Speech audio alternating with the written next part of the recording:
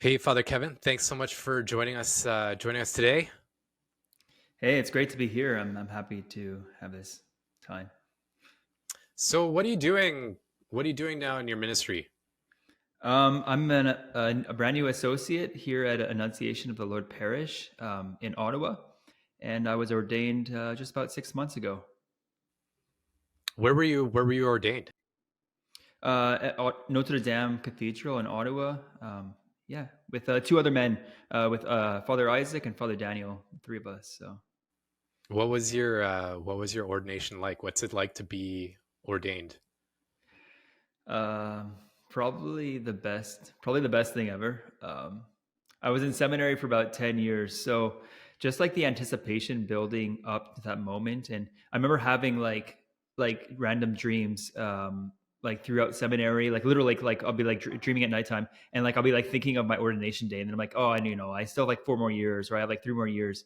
So like actually to be at that day and have that actual moment of being ordained was just such a grace filled, anticipated moment. It was really quite beautiful. Did those dreams did your dreams of like your ordination day, did they intensify as you got closer to the day? Oh, like big time. Like especially like I remember dreaming like when my diaconate was coming up, it was like okay, like I was thinking about that. But when I was a deacon, because I was like in pastoral ministry and I was doing diaconal ministry, the intensity of the priesthood was that much more, and it was in definitely in my mind, in my heart.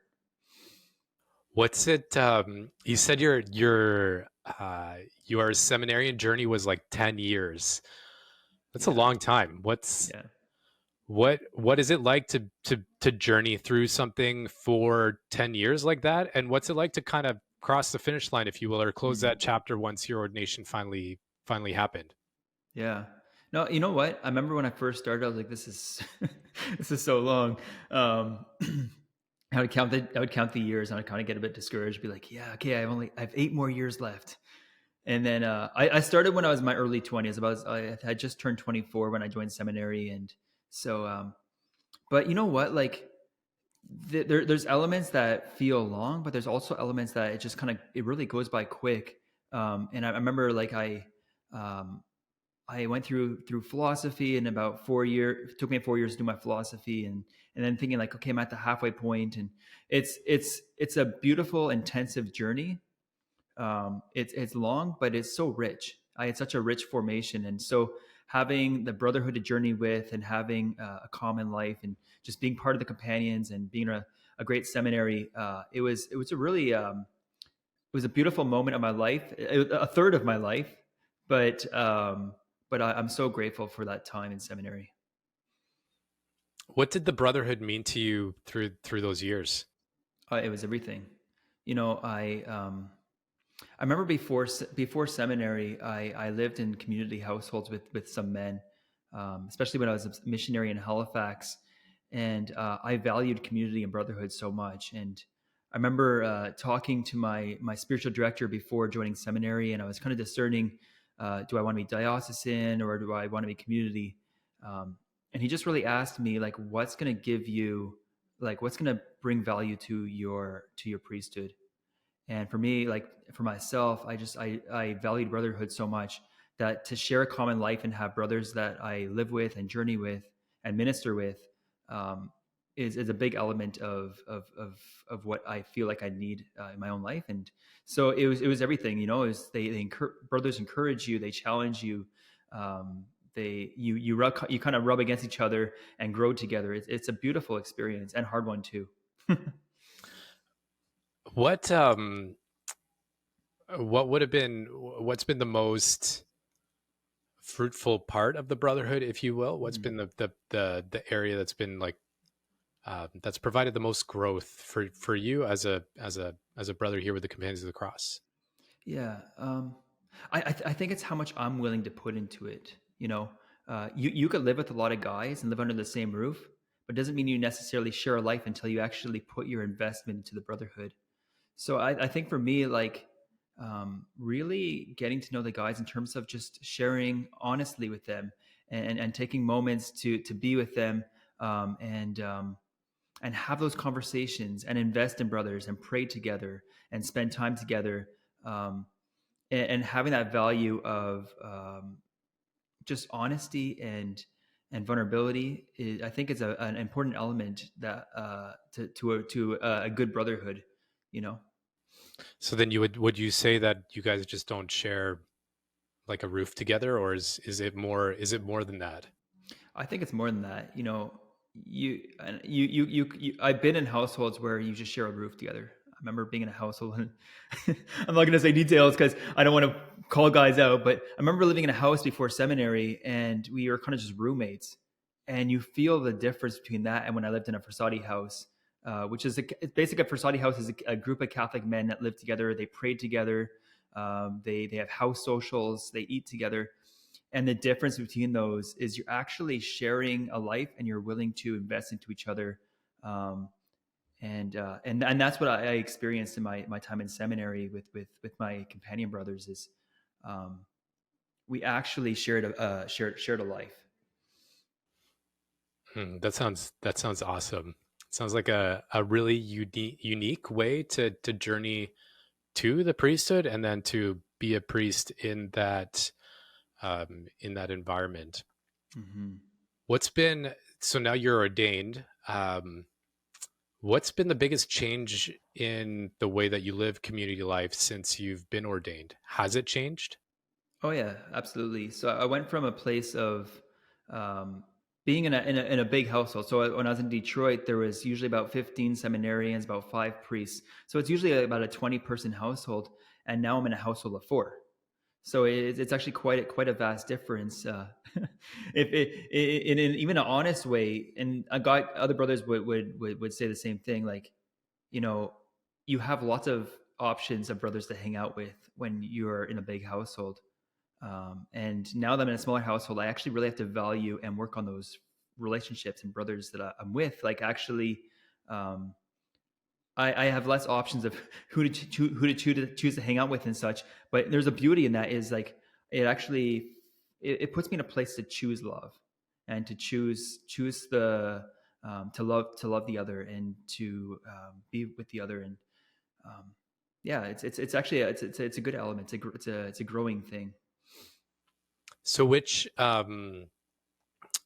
I think we said you're at Annunciation this year, right? Mm-hmm. What are you doing? What are you doing at Annunciation? What's your ministry there? So I'm a second associate. So there's our pastor, Father Rob Arsenault, and then he has an associate, Father John Lacozar, and I'm also an associate. So I share responsibilities in preaching. I've been kind of put in charge of um, our schools. So we have 2 elementary schools and a high school, and I've been working with the principals and the students, you know, with masses and visiting them. And I've been working with our altar servers as well, and just regular parish life, right? Like hearing confessions and saying daily mass, and just engaging those different elements of pastoral life. What's that school ministry like? That sounds interesting. It's you know, I guess because I'm a new priest, every experience is a new one, right? So I remember part of my new job was, yeah, they're like, okay, you're gonna work with our schools. I was like, how do you do that? Well, it's by just doing it. So I think a lot of different things about the priesthood have been kind of trial by fire. You know, how do you do a funeral? By doing your first funeral. It's been really cool. We have 2 really great elementary schools here that I've been working with, Brother Andre and TD McGee, and we have a high school, Lester B. And it just started off in the fall. I had a meeting with each of the principals. I sat down. I shared my vision for what I would like to see in terms of collaboration, and I've had the opportunity to go into the classrooms and visit with the students and share the gospel with them. We're going to have maybe some of our high schoolers come and do a service project with us, school masses. There's just a lot of beautiful ways to collaborate with our schools around us. What is your vision for school ministry? I want I want the children or the high school kids to have a familiarity with the church. that they would know me, so that like that I'm part of their community. It's like there's the parish, but the parish also has responsibility for the people around it, and our Catholic schools are part of our flock. So my vision would be that the kids would really know what their local parish is, and that they would eventually start getting invested in it. Like sacramental prep or coming to youth group, and that there would be a good, healthy familiarity. Do the kids not know about the church or the local church or the local pastors? From my experience of it is in the classrooms, actually, quite a few of them don't come to church, and I think that's the reality in our culture. Is um, a lot of people just don't go to church anymore. Now, when I'm in the walls of my own parish, it's alive, it's active, it's growing, but there's just so much of the flock that we could still reach out to. Um, and some people, some of the students did go, but there's just a lot to work with people who a lot of kids who just grew up in nominal Catholic families, and there's just such a moment there that we could reach into an How many opportunity. times do you go to the schools? So I've been to. It's actually been a bit complicated. I went to one of the schools in October, and I got to visit grades 1 through 4. And then I went another time and visited both the schools for their grade 6 classes, and got to invite them to our junior youth group. Um, one of our schools, I've been working with the principal, and we've been having conflicts with scheduling, but my hope is to visit eventually, maybe in the new year. But my vision would be to visit each school maybe a few times a semester, and just have time with the students. What's been the reception from the kids, the students? How do they react to you? Oh, they love it. They get excited. I'm pretty good with kids. I have a lot of nieces and nephews, so I really just enjoy kids. So I start off with a game, like an icebreaker, and we did like two truths and a lie, and then I just joke around with them. Like I went into I think it was grade 3s, and it was like first thing in the morning. I was like, "Hey guys, did you have your coffee yet?" And they're like, "Father, we don't drink coffee," and they thought it was hilarious. A big part of it is just having fun with the kids, them seeing a priest being real and normal, and they love it. And I before I left the classrooms, I'd be like, "Hey, do you guys want me to come back?" They're like, "Yeah, we want you to come back." So like it's just a beautiful thing, just like being able to invest in them and love them, and there's been really really positive feedback. What's um the show Kids Say the Darndest Things? Have you ever heard of that show? I've heard of it. I haven't watched it though. What's so what's been kind of uh what's been the funniest thing or the highlight from your interactions with the students at the schools? Hmm. Um, I would say like I'm trying to think of something specific. There have been hilarious things, but like just like the randomness of the questions. So they like getting these tangents of asking questions. So like I'll give them an opportunity to like whatever, and they just start asking the weirdest things, and it's just they're talking about their pets and they're talking about this, and um, yeah, you just never know what's going to come out of their mouth. It's quite hilarious. Hey, listen, I thought the priests were kind of supposed to, maybe not supposed to, but that they were more inside the church walls, ministry focused. Is that true? Is that a misunderstanding that I have, or yeah? Could you provide some clarity on that for me? Yeah, sure. Um, no, like you know, there's two ways of looking at church. There's a maintenance model, which is like here's our parishioners, and let's just invest into them, and this is my parish, this is my parish community, and that's what I'm responsible for.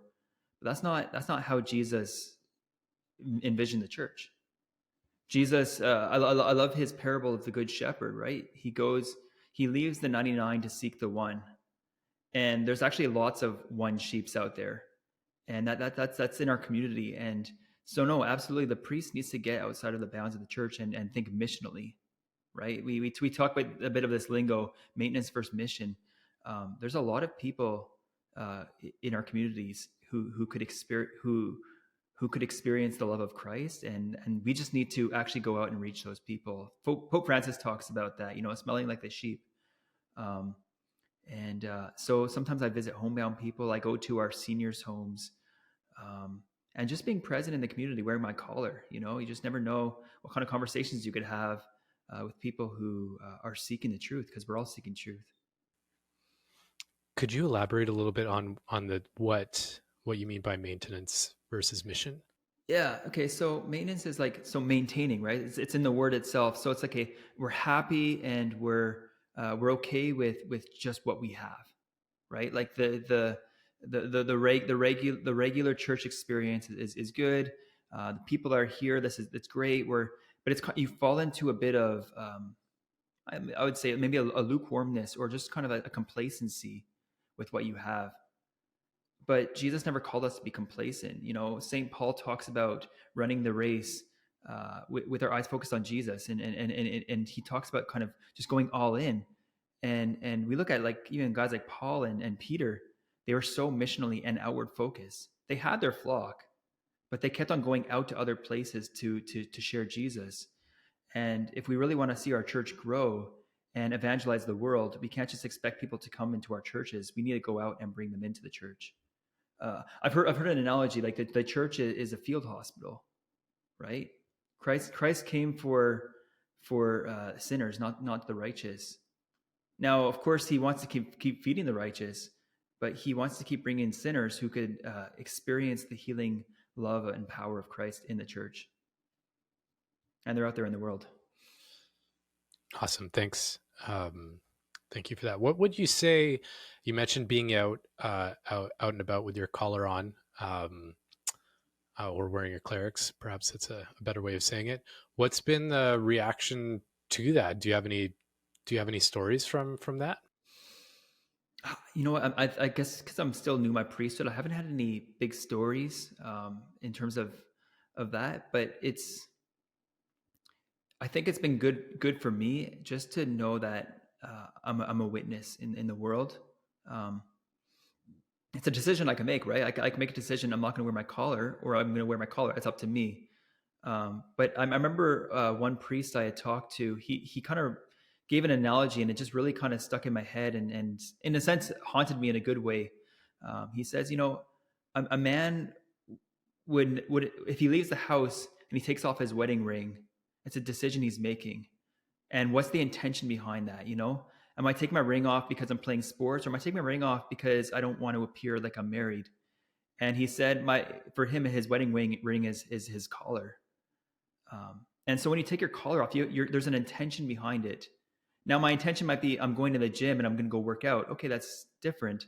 But you should be honest with yourself about why you're taking off the collar. And then if you're okay with where you're at in your intention, then go for it. But yeah, it's always kind of haunted me that way. Are you saying that when you go to play a soccer game, you don't play soccer games in your clerics with your black pants and your dress shoes? No, I do not. Also, I'm not really into soccer too much. I actually, my favorite hobby is indoor rock climbing, and I do not climb in my collar. That's just, it's a little bit hard to maneuver and.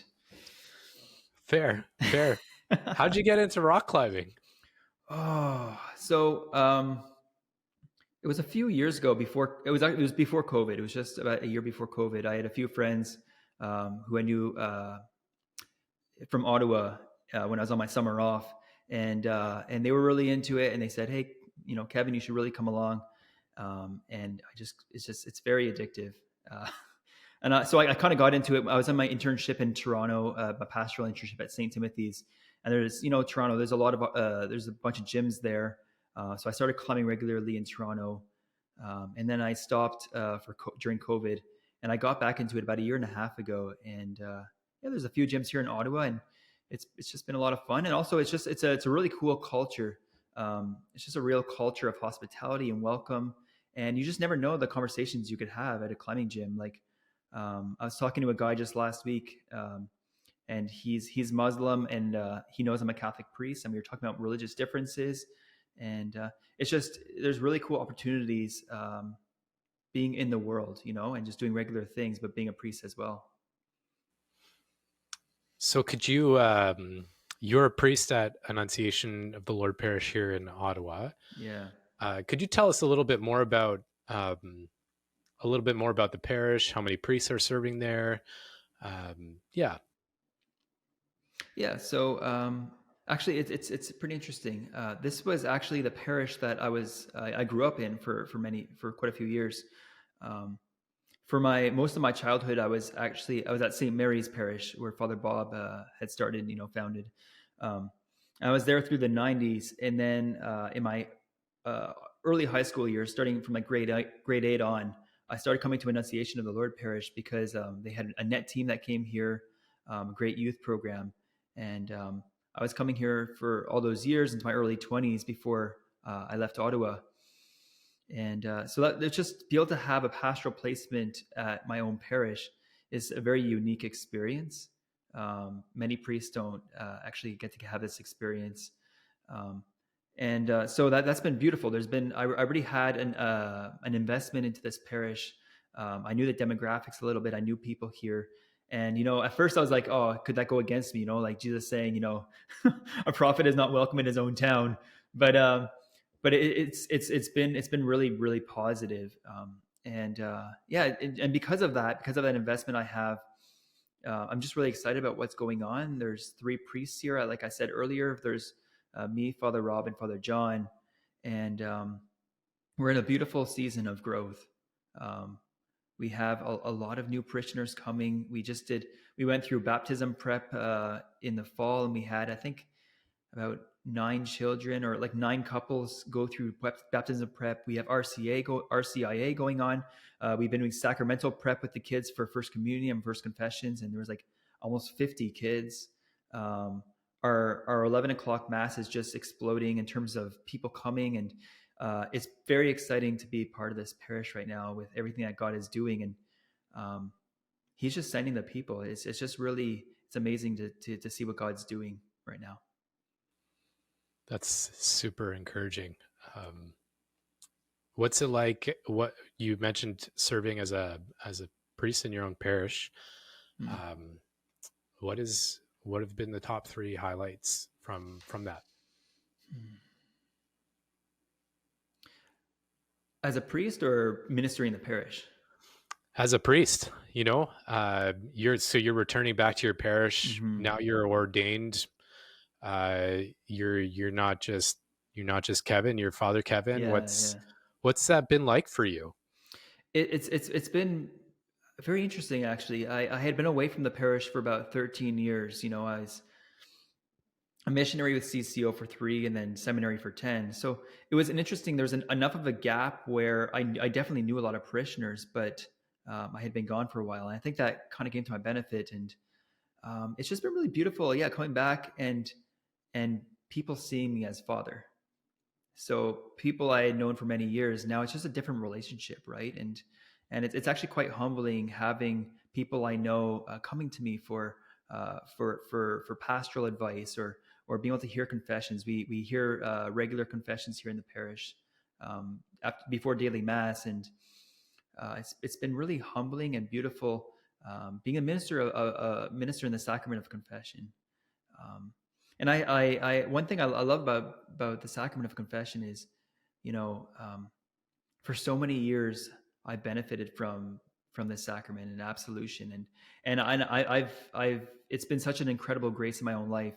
So to be able to sit on the other side of the chair and be able to be the minister of absolution is just it's such an incredible gift I could offer people. Having that life experience and saying the mass, and because just the other day I was actually thinking my favorite element of the mass is actually the Behold the Lamb of God. And it kind of hits me every time, and maybe I'm still a new priest, but every time I put up the host and the chalice and I'm saying those words, Behold the Lamb of God, it's like I'm presenting Jesus to the congregation, and it's so impactful for me. And so there's these beautiful, rich experiences of being able to minister and stepping into my vocation, stepping into what God's called me to be is it's just so life giving. What you mentioned the sacrament of confession there, or sacrament of reconciliation. Hmm.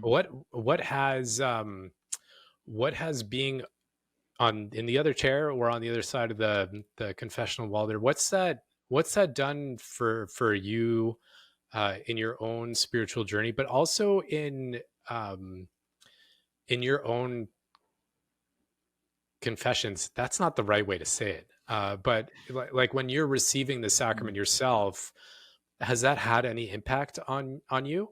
Oh, absolutely right. And you probably other priests have said the same thing, and I echo this. When you hear someone confessing what you yourself are struggling with, it's a beautiful, humbling experience. Um, and so what it's done is being able to be the minister of this sacrament. It's really convicted me of my own need for a savior, um, especially um, being the heart of God to people. Um, it's a beautiful thing. I was just praying about this the other day.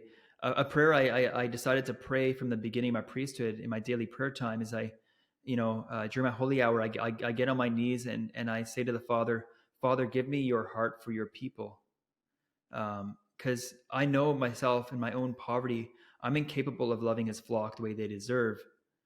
So I'm praying for His heart for His flock, that I may love with His heart, and then that God would father me the way I deserve, I need, and such. But I've been seeing the real fruit of that, right? Like just these moments in confession where I don't know what to say, but I kind of close my eyes, and then the Father's heart just kind of gets revealed through my words, um, and then getting convicted myself. It's amazing because I'm in persona Christi, or I'm in persona of the Father.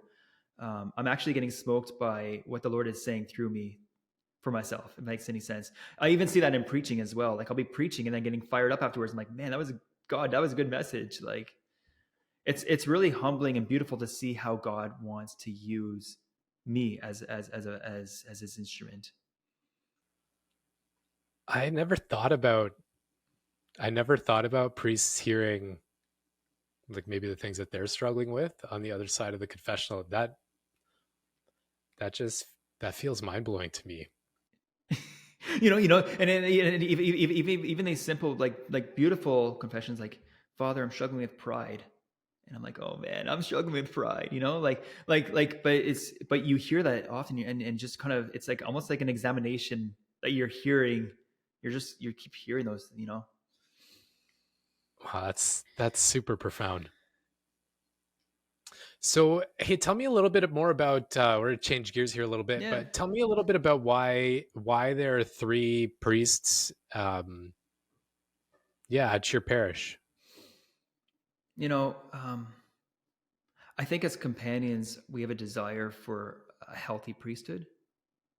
Um, and we have a very lively growing parish, and um, to be able to have three priests all ministering gives for more of a quality of ministry, and not that like having less priests is possibly less quality, but we're just kind of putting ourselves in a place that we're not putting ourselves in a place of possible burnout.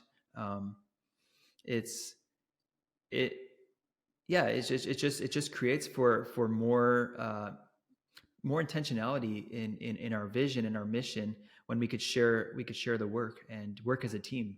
Working in and through a team is such a beautiful thing. And my pastor, Father Rob, is also, he's half time in the diocese. He works in the chancery. So it's actually specifically important to have me and Father John on the ground all week long. um, yeah. Would you say? Yeah, that's fair. So it's more like maybe two and a half guys. Yeah. Yeah. Would you say? I love it. You said there about burnout and sharing the load.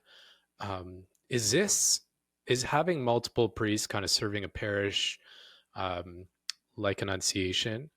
Um, is that? Do you think that that's a solution to some of the problems that we've kind of seen with priests getting burnt out and being overtaxed or spread too thin?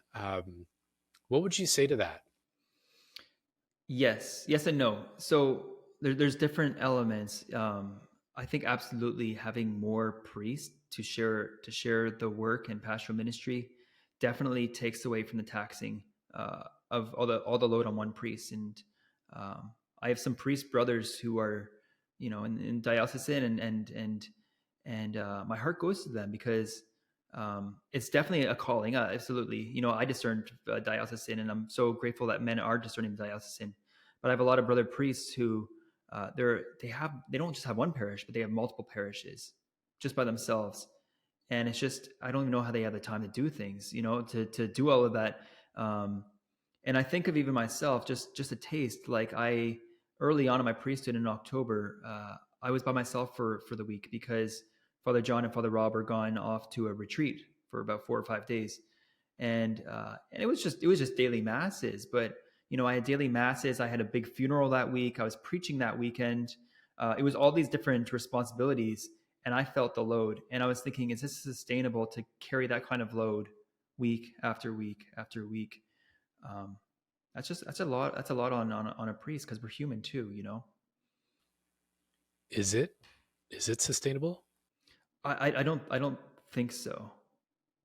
I don't think it's what we're dealing with, and it's our reality. But I think it's important for at least to have an associate, to have at least two priests in a parish. But we're in a crisis of vocations. We're just in a difficult place in our church. How important for you as a how important is it for you as a companion of the cross to minister with your brothers? It's very important because we have a common mission, and well, first of all, ministering with them strengthens our brotherhood. Um, because we both have the same vision for how we want to see the church come fully alive, and to be able to do that together, aren't like as brothers. And um, I think it's more efficient, and it kind of speaks to the gospel, right? Jesus sent them out two by two. um, so I just and also I think it's healthier because sometimes when you're doing everything by yourself, um, you have blind spots, right? So having a brother to minister with you, you're able to work as a team, and you're able to have healthy conflict and work through things together. And we have a leadership team here, and even just working with our lay staff, I'm constantly going into their offices and talking to them about different things, and sharing or getting their feedback. And I think that's just really important to have that accountability and to rub against each other that way for successful ministry. Hey, I want to go back to your that week that you spent alone, Yeah, or ministering by yourself there. So you got daily mass that you're preparing for. You've got funeral or funerals that you could be preparing for. You've got Sunday masses that you're preparing for, and preaching those masses. And I think at Annunciation, that's four Sunday yeah, masses. for What? Okay, so you're doing all that stuff. How much time does that leave you to work on the mission side of the parish, to work on that outreach side, or perhaps um, looking at advancing the church in your specific neighborhood? How much time does that leave for that? the truth is not a lot.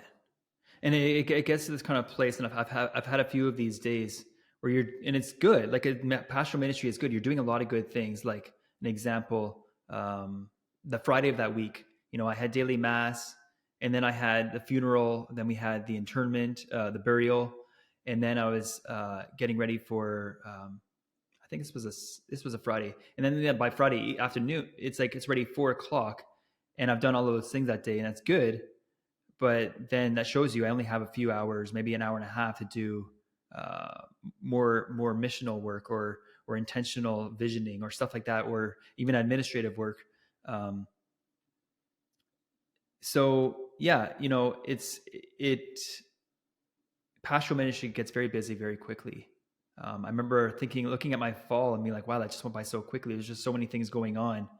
Um, And so it does. You kind of get caught in the busyness of life, and they're all good things. But yeah, being able to have a team to share that load and to be able to delegate things to people and such, it leaves the priest to be able to do more priestly things. But yeah, there's just it's a whole it's a whole thing I'm learning too. It's a huge learning. It's yeah. So would you say that in your ministry, in terms of your pastoral responsibilities, such as those yeah, whether that's a funeral or internment or daily masses or preparing for Sunday masses, does having a second person or a second priest there, or even a third priest, does that really change the dynamics of a parish from just the simple addition of an extra guy? Mm-hmm. Change it from a maintenance sort of model or a maintenance focus of doing all the things that need to get done. Does it allow for you as priests, as the leaders of the parish, to devote the necessary time to helping the parish achieve its missional focus? I would say so, for sure. An example with pastoral ministry, if you have a day that's loaded up with ministry, what we do is if whoever's around, at least if it's me and Father John, we divide up the day. So one guy will take the mass in the morning, and then the other guy will take the funeral. Um, and so that what that creates is it creates time blocks for each of us that we have that are available. Um, and we're able to engage in those things and do more planning and have more meetings with our staff and such. Um, but yet again, at the same time, you got to be intentional about being mission focused. Adding extra priests doesn't necessarily mean that, okay, now we're going to be missional. It's a decision to use that time to be to be laser focused on, okay, what does God want to do this parish, and how do we execute that? I love that you said that. Um, how does how does or how has this dynamic that you have at Annunciation, where there's more than one guy, more than one priest, how has that affected your coming into the priesthood, being a priest in that environment, as opposed to being a priest kind of put into a parish to lead the parish from the start? And how has that impacted you? Yeah, my only experience I have is being in a healthy parish with 3 priests, which is honestly, it's a very positive experience of the priesthood, right? I came in just really seeing a healthy way of doing ministry, and because I have this experience, um, I don't think it's healthy to go right in as becoming a pastor right away. Like we kind of have a bit of we have a bit of a tradition of men when they become priests, not becoming a pastor for at least 5 years, which it sounds like a lot. Oh, that's a long time, but the truth is, I learned a lot in seminary about theology, but there's so much I can't learn until I actually do it in a parish. It's kind of it's a learning by like I call it by trial by fire, but like you actually got to come in and actually start walking as a priest and living as a priest and engaging in these different elements of pastoral ministry to learn these things. And if I was just thrown right into a parish by myself, it'd be like, I don't know, putting a toddler into an empty home without parents. Like, okay, that's a bit extreme, but I would, it would be very difficult because there's so many things I'm learning. I think of myself as an apprentice right now. Like my pastor is my mentor, and I'm like kind of just walking along and learning how to be a priest under their direction. And I don't know what I would do if I didn't have a pastor. It'd be so incredibly difficult. Is that 5 years not a pastor rule? Is that a companion specific thing, or is that a general thing across the church? I think it's maybe more companion specific. And again, it's not a hard rule. Like you could take longer. Sometimes it's kind of it's less time. It's generally about at least 5 years. But I've seen some of my other brothers in diocesan life or other places become pastors like in a year or two. Um, and it's possible. Like it's possible if there's a need, there's a need, right? Like if you don't have enough priests, you kind of have to. And I get the decision of the bishops. Like you need to get guys out there, especially the young guys. Now we just have the benefit and of having our own governance in our community, and we can make these decisions to stack up our parishes. And I'm grateful for it.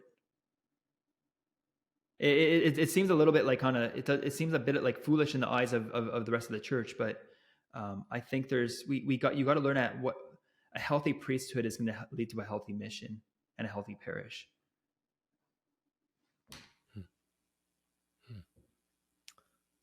Yeah, it's so interesting. Yeah, I kind of wanted to ask you what you would say to those who are losing their parishes, but in all honesty, you've kind of answered that question already. That has given you time as a new priest to adjust to being a priest and being in parishes, and yeah, it seems like a really unique, interesting way of approaching it. It's a hard line to walk too, because I'm also there's a sensitivity, right? Like there was 16 in my class, and most of the men who I was ordained with are diocesan, and it's difficult, right? Like, and it's a real calling. Like these men are courageous going out there in this way, and we need to pray for them and support them. But at the same time, I think the Lord gives, there's community and there's diocesan and there's different vocations within a vocation that the Lord uses, and they're all for the upbuilding of the church. But yeah. What are supporters supporting when they support the companions? You've been through formation for 10 years. Now you're a priest at a companions parish with your brothers. What's the impact of the support that you've received, and what are benefactors giving to the Companions of the Cross? The benefit I've received from the support is that I had an extremely rich formation program. I had the opportunity to go to Sacred Heart Major Seminary, which I in my own bias, I think is one of the best seminaries in the United States. It's just phenomenal, top-notch seminary, orthodox, evangelistic, open to the Holy Spirit, to His working. And because of the financial support that we've received as a community, our men are able to go there and receive from this place of knowledge and formation. And just even the length of my seminary, just being able to kind of journey with those guys over those years in our household. It's honestly, they're going to be things that I'll be tapping into for the rest of my life. Yeah, you need a good formation program to help build priests, invest into future priests, because we are in a difficult time of the church, and we need men who are properly equipped for the proclamation of the gospel. Thanks, Father Kevin. I really appreciate your time. Thanks so much for joining us today and for sharing your story with us. Thanks, James. I appreciate it. Bless you, man. You too.